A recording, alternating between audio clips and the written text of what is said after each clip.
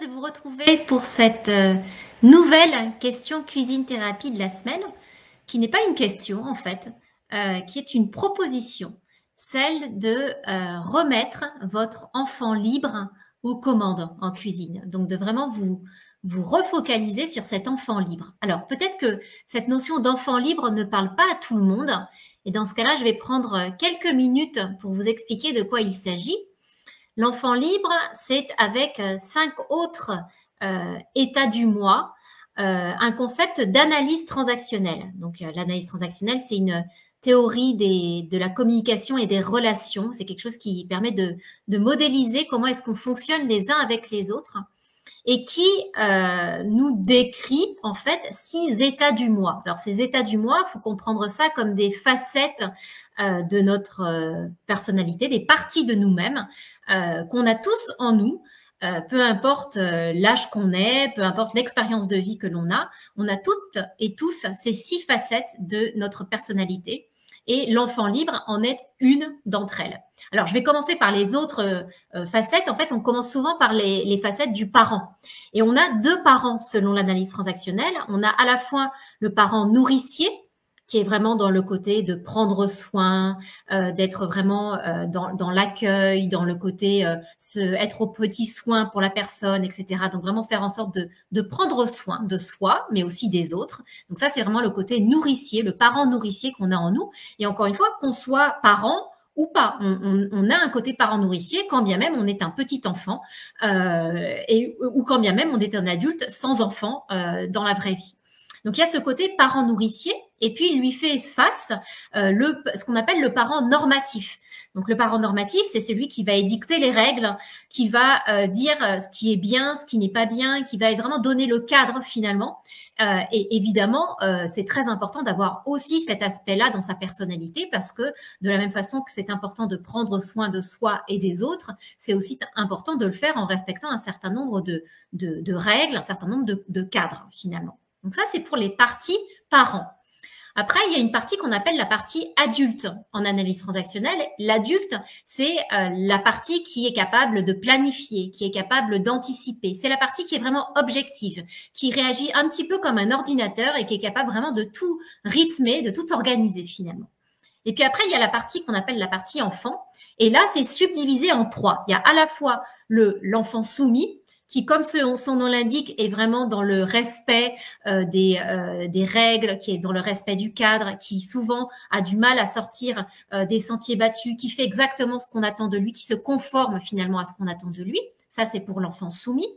On a l'enfant rebelle qui, lui, est en contestation permanente, qui ne veut pas faire comme on lui dit, qui est toujours en train d'être dans la contradiction et qui est très utile aussi parce que de la même façon que l'enfant soumis peut aider à rentrer dans le cadre, de temps en temps, c'est bien de pouvoir en sortir de ce cadre et c'est l'enfant rebelle qui va nous aider à ça. Et puis, l'enfant libre, dont je vous parlais au démarrage de cette intervention, c'est justement l'enfant qui est connecté à lui-même, qui est dans sa spontanéité, qui est dans son intuition et qui est vraiment dans une liberté totale, c'est-à-dire qu'il est sans filtre. Il fait parce qu'il a envie de faire, parce qu'il est connecté avec quelque chose qui fait sens pour lui et qui l'intéresse, lui donne envie de se mettre en mouvement.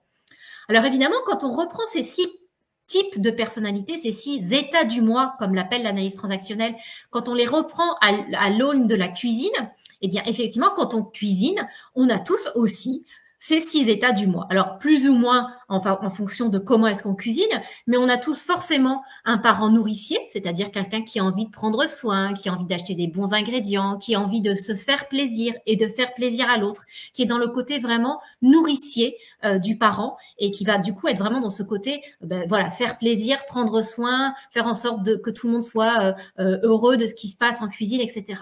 Mais on a aussi un parent normatif. Le parent normatif, c'est celui qui va vouloir respecter des règles diététiques, par exemple, qui va vouloir qu'on mange à telle et telle heure parce que c'est comme ça qu'on fonctionne et c'est comme ça que se passe le cadre horaire pour un parent normatif.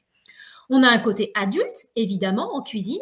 C'est le côté qui planifie, qui organise, qui s'assure que tout le monde va avoir quelque chose qui va lui plaire dans le cas d'un dîner ou d'un déjeuner avec beaucoup de personnes. Donc, chacun des régimes alimentaires sera satisfait.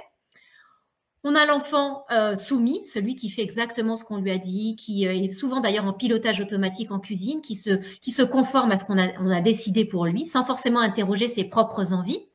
On a l'enfant rebelle, c'est-à-dire celui qui veut faire exactement différemment des autres. C'est l'enfant rebelle qui va peut-être nous pousser de temps en temps à faire un écart complet en termes de conduite alimentaire et qui va nous faire complètement craquer, qui se dit foutu pour foutu, je continue. C'est ce côté enfant rebelle, un peu contestataire, qui va nous aider là-dessus.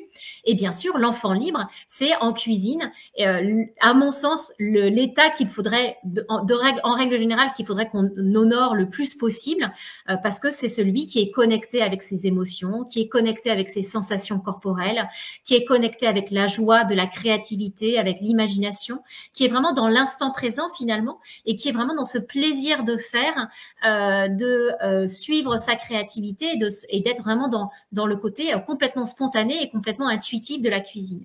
Alors, vous me voyez venir, évidemment, la cuisine thérapie, ça, on va inviter les personnes et les participants à aller vers cet enfant libre. On va les inviter à oublier toutes les règles qu'ils ont pu apprendre. On va les inviter à se défaire de toutes les contraintes ou toutes les dictats en termes diététiques, en termes nutritionnels, etc. et à vraiment se recentrer sur leur ventre, sur ce qui est important pour eux ou pour elles, pour aller justement créer en fonction de ce qui résonne de façon juste pour eux ou pour elles.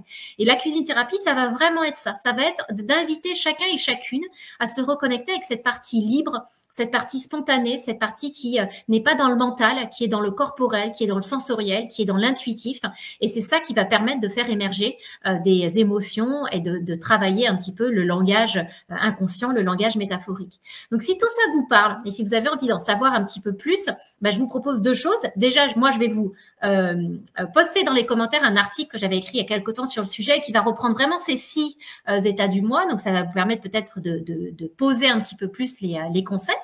Et puis après, si vous avez vraiment envie de découvrir votre enfant libre en cuisine, je n'ai qu'une seule proposition à vous faire, évidemment, c'est de participer à un atelier de cuisine thérapie. Et je vais vous mettre pour ce faire la liste des praticiens qui sont formés à la méthode cuisine thérapie, que vous pouvez retrouver sur le site internet, mais je vais vous la mettre en commentaire pour que ce soit plus facile d'accès pour vous et que vous puissiez savoir directement auprès de qui vous adresser si vous voulez tester un atelier. Donc, n'hésitez pas, si vous avez des questions, si tout ça fait émerger des interrogations, des remarques ou des suggestions. Comme toujours, je me ferai un grand plaisir de répondre dans les commentaires. Et puis, je vous souhaite de belles découvertes de votre enfant libre et de vraiment mettre à l'honneur cette partie de nous qu'on a souvent en tant qu'adulte tendance à réfréner un petit peu, à cacher un peu, de vraiment lui faire de la place et de l'intégrer au maximum à qui vous êtes aujourd'hui. Donc, je vous dis à très bientôt et surtout, n'hésitez pas si vous avez des questions. Au revoir.